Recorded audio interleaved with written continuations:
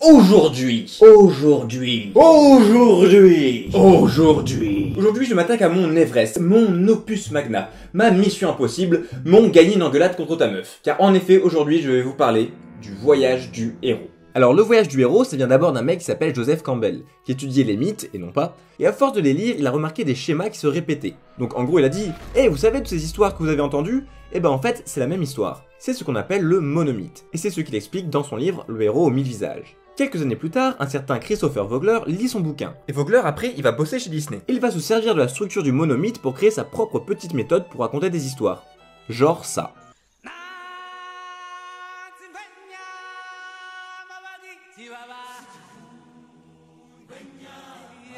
Et très vite, tout Hollywood lui demande son secret. Secret qu'il va livrer à travers son livre The Writer's Journey.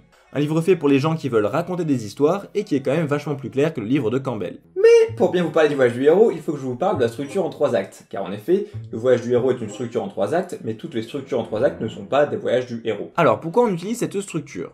Raconter une histoire longue, c'est compliqué. C'est un vrai casse-tête, donc c'est facile de se perdre. Les structures d'histoire sont là pour vous éviter d'être perdu, pour vous guider. Ce ne sont que des cartes, libre à vous de les suivre ou d'essayer de vous écarter des sentiers battus pour recoller ensuite à la route. De vous approprier ces méthodes, comme Asti a pu le faire. Bref, ce n'est là que pour vous éclairer le chemin, pas pour vous en imposer un. Et puis vous avez tous vu au moins une histoire où vous vous êtes dit « C'est nul, il se passe rien ». Eh, qui a dit cinéma français ? Souvent c'est parce que la structure de leur histoire est un peu bancale. La structure en 3 actes n'est en fait rien d'autre que le résultat de milliers d'années d'expérience de narration.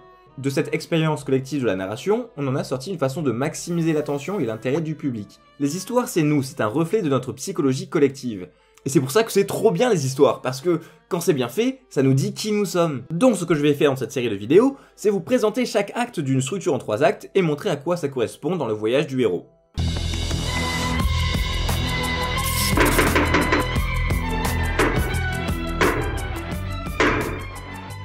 Le premier acte s'occupe de présenter le monde, les personnages principaux de l'histoire, et de mettre en place les enjeux.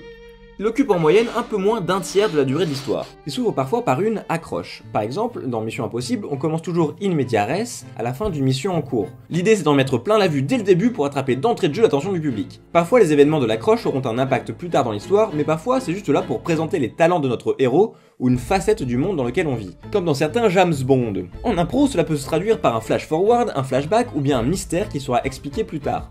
On change ensuite radicalement d'environnement pour présenter le monde normal.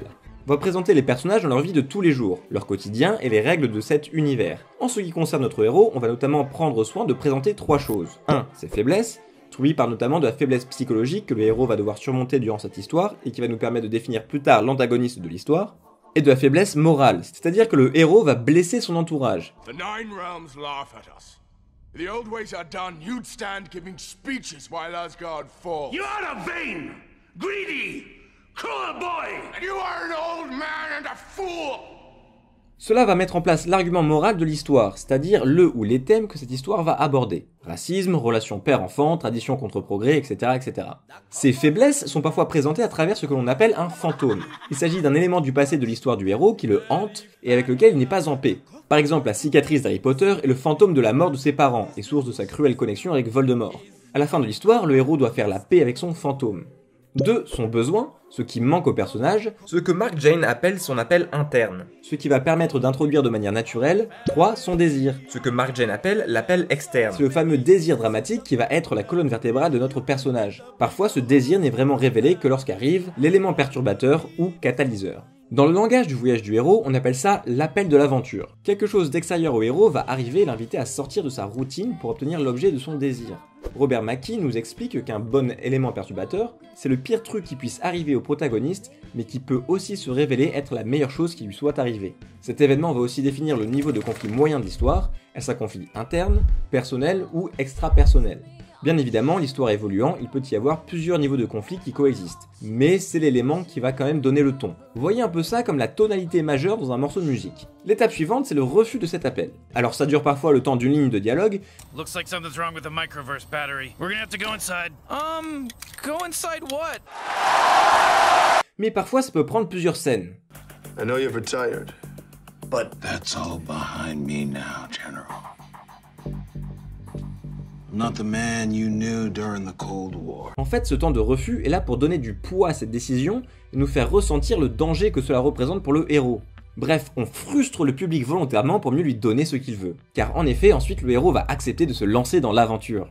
L'aide supernaturelle est la rencontre du mentor. Alors ça, c'est une étape qui n'existe que dans le voyage du héros. On ne le voit pas toujours dans une structure en 3 actes. Et elle n'est pas forcément à cet endroit, on peut rencontrer le mentor plus tôt ou plus tard dans l'histoire. Notre héros va rencontrer un personnage avec des pouvoirs surnaturels, qui va lui offrir un soutien psychologique en le guidant grâce à sa sagesse, et un soutien matériel aussi, ce qui sera parfois son premier allié.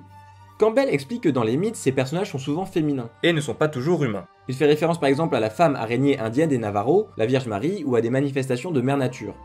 Campbell dit que cela représente la force protectrice du destin, une promesse que le paradis perdu que nous avons connu dans le ventre de notre mère n'est pas totalement perdu. La figure du mentor peut aussi être un homme comme le dieu grec Hermès, Obi-Wan Kenobi, ou même des démons qui peuvent tenter et tester le héros. Et oui, le mentor n'est pas forcément gentil. Ce qu'il faut comprendre, c'est que le mentor est juste un des archétypes du voyage du héros. Alors Vogler explique que les archétypes sont un peu comme des masques, et un personnage peut prendre plusieurs masques en même temps, en changer, etc. Vogler en décrit 8 en tout, et je vais vous les présenter au fil des vidéos. Donc le mentor, c'est assez clair, c'est la personne qui va coacher un peu notre héros.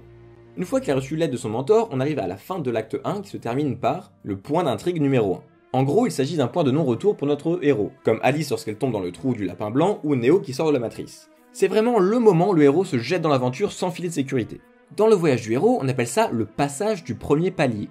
C'est l'entrée dans cet autre monde que le héros ne connaît pas ni ne maîtrise. Pour Campbell, en général, ce passage est défendu par un gardien qu'il faut vaincre. Alors quand on dit qu'il faut le vaincre, c'est pas forcément dire qu'on veut le détruire.